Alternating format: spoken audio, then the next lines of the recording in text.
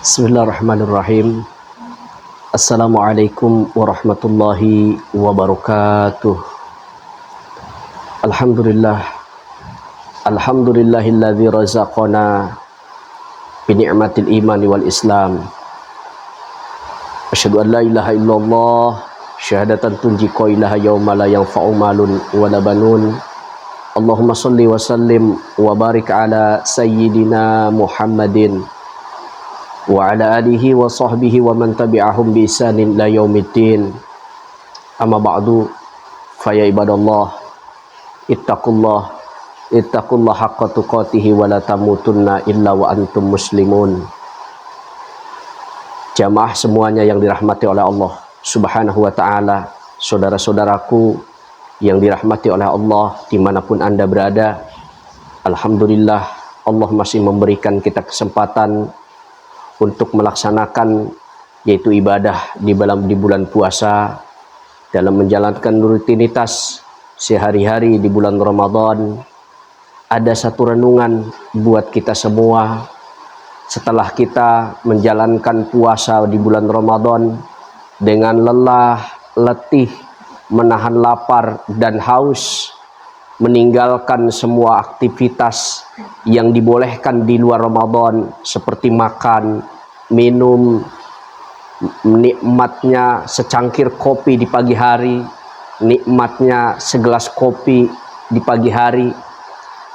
Di bulan Ramadan itu semua diharamkan oleh Allah Subhanahu wa ta'ala. Maka dari itu, renungan buat kita semua setelah kita menjalankan puasa di bulan Ramadan, adakah yang membekas dalam diri kita? Adakah yang merubah kebiasaan buruk kita? Adakah yang meningkat ibadah kita kepada Allah Subhanahu wa ta'ala selepas ini? Akankah kita masih menjalankan rutinitas yaitu ibadah sunnah di bulan Ramadan, lalu kita tetap melaksanakan di luar bulan Ramadan?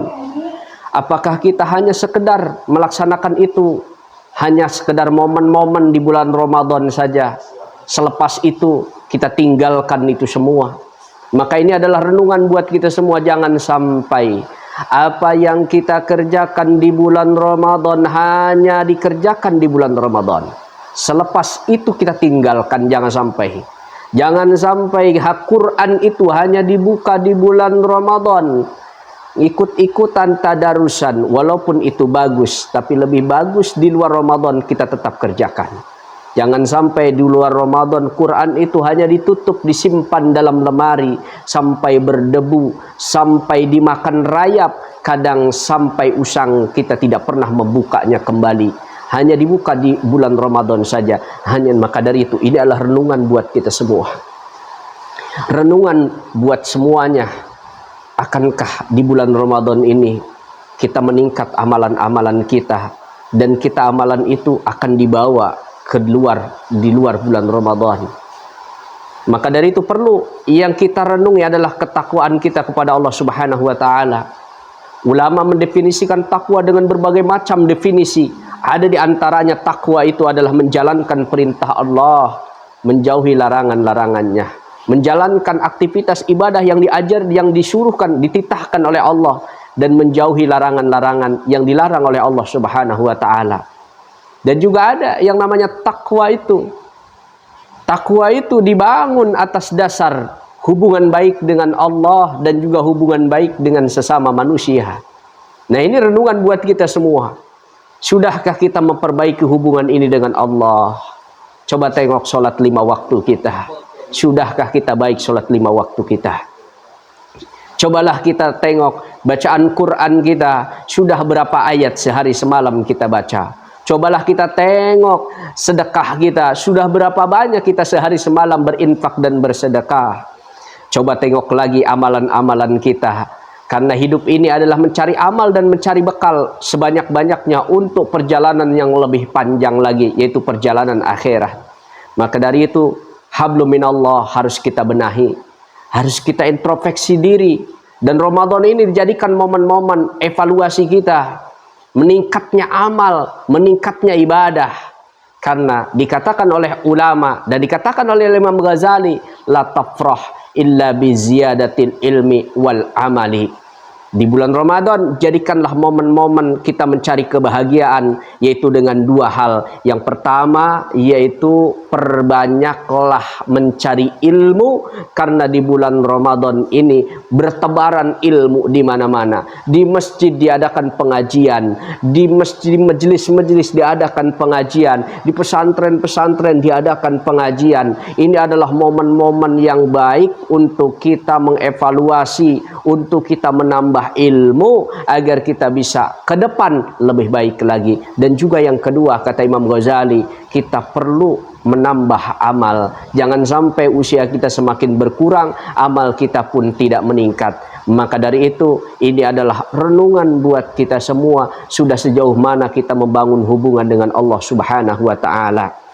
Ada yang lebih penting dari itu, karena takwa itu tidak hanya semata-mata dibangun atas dasar patuh dan taat kepada Allah Subhanahu wa Ta'ala, tapi takwa juga atas dasar hablum minan nas, yaitu berhubungan baik dengan sesama manusia. Ini yang paling sulit dan yang paling berat, yaitu berhubungan baik dengan manusia. Ada orang yang berangkat haji umroh setiap tahun, ada orang yang bersedekahnya miliaran, ada orang yang membangun masjid, ada orang yang membangun musola, ada orang yang membangun masjid madrasah, tapi kadang orang tersebut dia tidak kenal dengan tetangganya, dia tidak akur dengan saudaranya, dia bermusuhan dengan orang tuanya. Kadang gara-gara hal sepele, orang tua dengan anak bermusuhan, tidak mau saling sapa menyapa. Padahal anak tersebut lahir dari rahim seorang ibu 10 bulan, 9 bulan dia dikandung dalam keadaan wahnan ala wahnin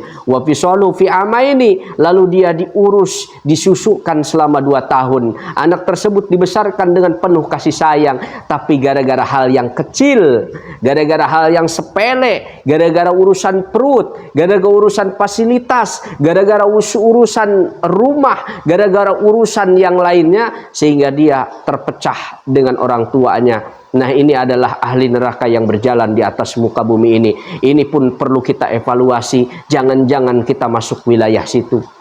Jangan sampai kita masuk wilayah situ. Jadilah anak yang berbakti kepada kedua orang tua.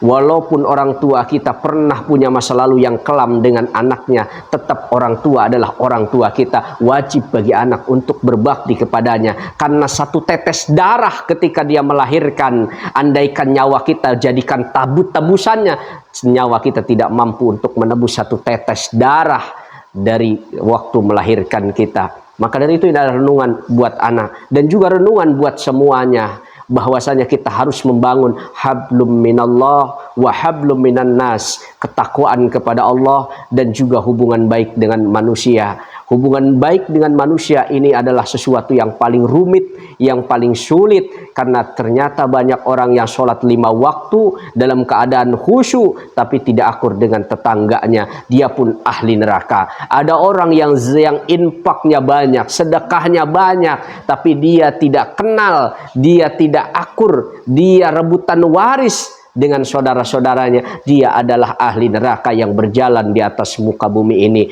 Begitu juga orang tua yang durhaka kepada anaknya, yang tidak menunaikan hak dan kewajiban orang tua, di antaranya adalah mengajarkan ilmu agama, karena mengajarkan ilmu agama itu adalah kewajiban untuk orang tuanya.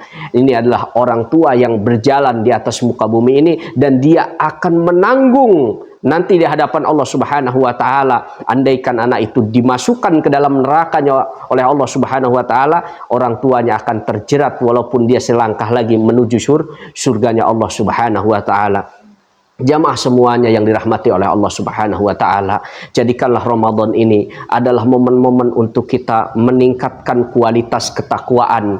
Jangan sekedar kuantitas. Kuantitas itu adalah basa-basi, sedangkan kualitas itu adalah bukti nyata real dari dalam hati kita, hati nurani kita.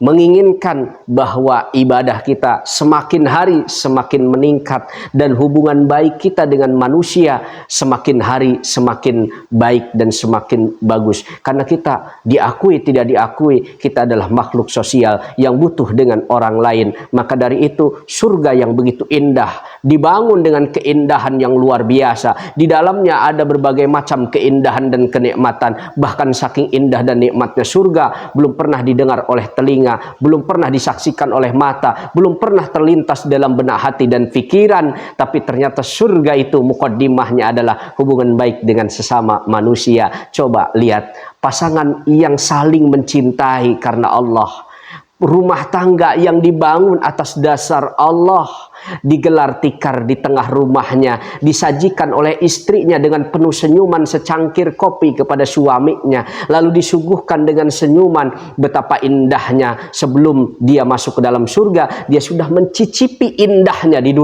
dunia. Maka dari itu, coba lihat pertemanan yang dibangun atas dasar yaitu cinta karena Allah. Dia akan saling mengingatkan. Andaikan temannya belum sholat, dia ingatkan sholat. Andaikan temannya tidak mau puasa, dia ingatkan puasa. Betapa indahnya kalau pertemanan dibangun atas dasar Allah Subhanahu wa taala dan atas dasar kecintaan kepada Allah Subhanahu wa taala.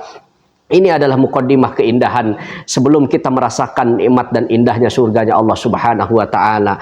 Maka dari itu semuanya, marilah kita menuju Allah dengan sebaik-baiknya, karena menuju Allah sangat sederhana. Kita hanya wajib menjalankan yaitu sholat 5 waktu.